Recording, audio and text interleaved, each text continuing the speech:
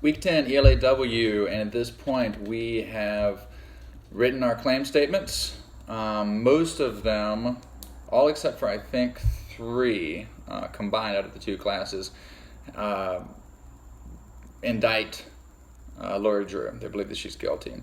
Most of the claim statements that I've looked at so far say that she's guilty because she acted recklessly.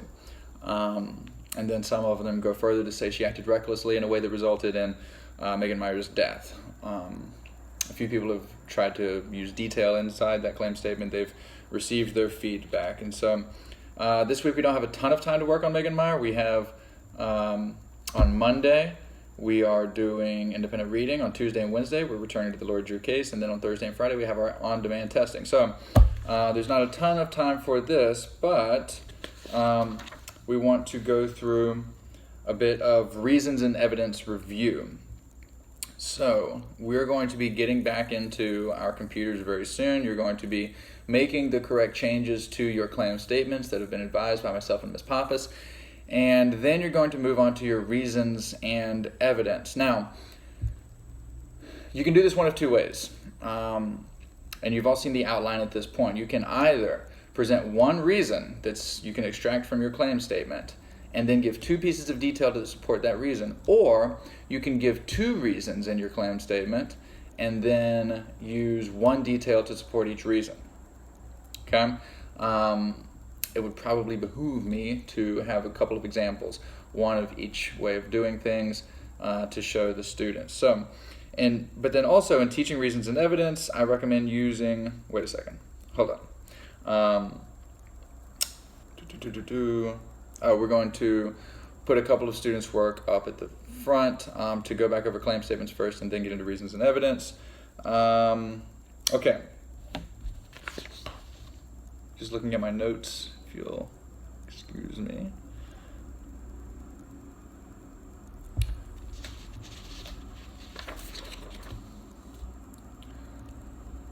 To write reasons for an argument of judgment like this, we have to use the legal terms.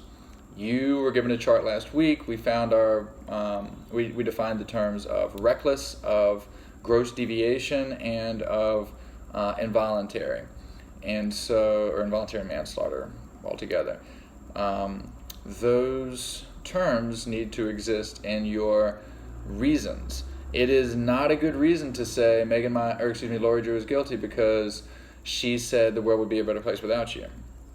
There's a bunch of problems with that. One, we don't know that she said that. There were 4 people that had access to the account that could have written that.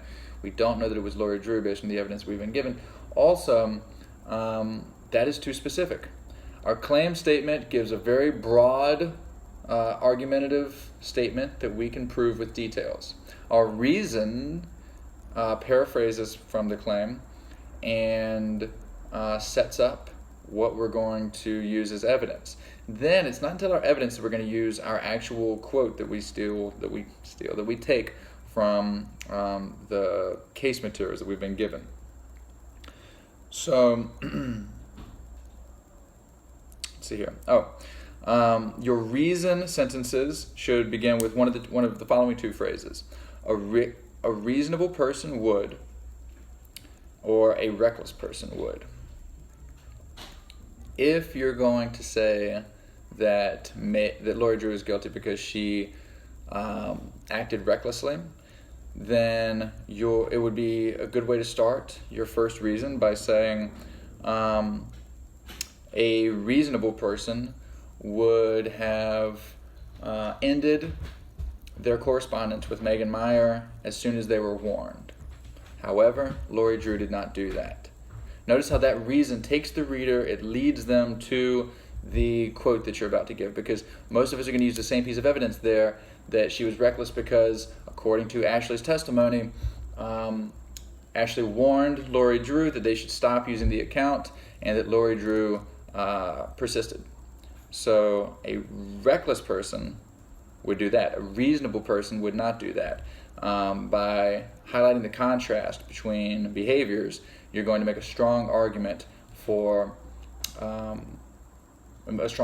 Lori Drew actually broke the law because her behavior was reckless. You're going to do the same thing if you choose gross deviation of normal behavior. You would say a reasonable person would not spy on a 16-year-old girl with an invented MySpace account.